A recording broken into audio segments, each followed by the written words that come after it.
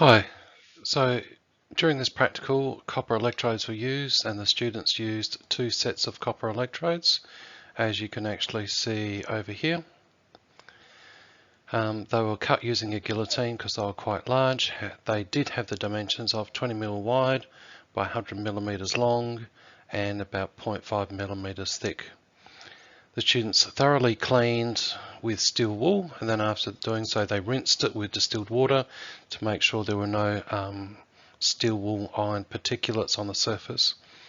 A light scratch mark was placed at 5 centimeters to indicate the depth that the electrode was going to be submerged each time. Using our whiz-bang power supplies, which have digital voltage tracking, so they always remain accurate.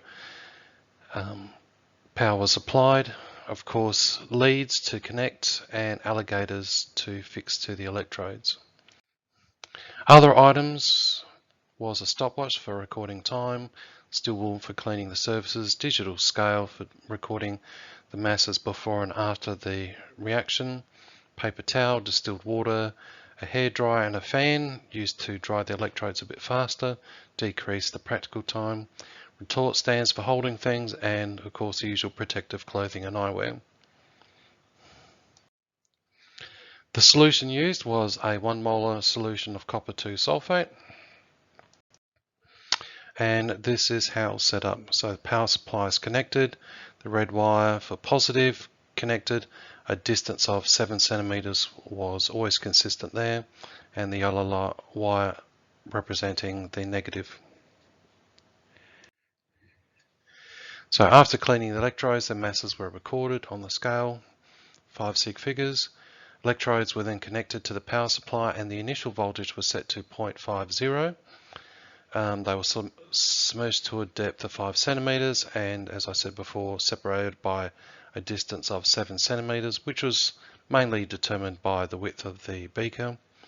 Power supplied and the countdown timer of 10 minutes was started, and the electrical current was recorded and monitored over the 10 minutes.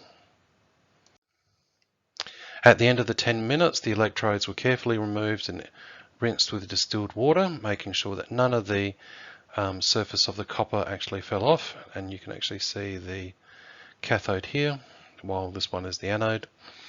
Electrodes were then reweighed after they'd finished drying thoroughly, and then this process was repeated for 1, 1.5, 2, 2.5 and 3 volts.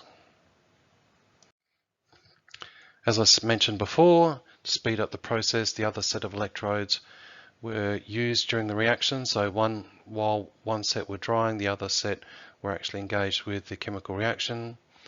During the experiments, the electrodes were always handled by the edges, not to leave any residue on the surface of the copper, which may decrease the active surface area for the reaction.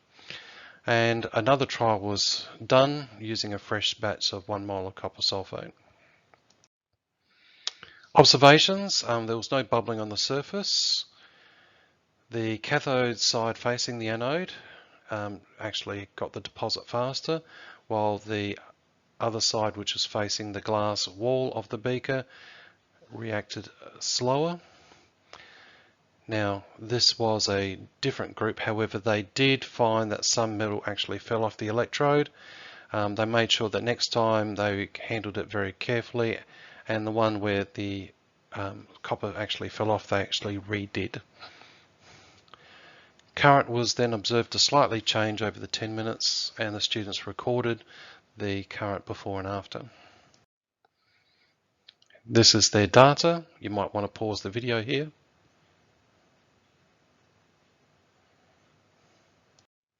And I'd like to thank my students who gave up 4 hours of their time during the holidays to come in to complete their design practical and share their data with you.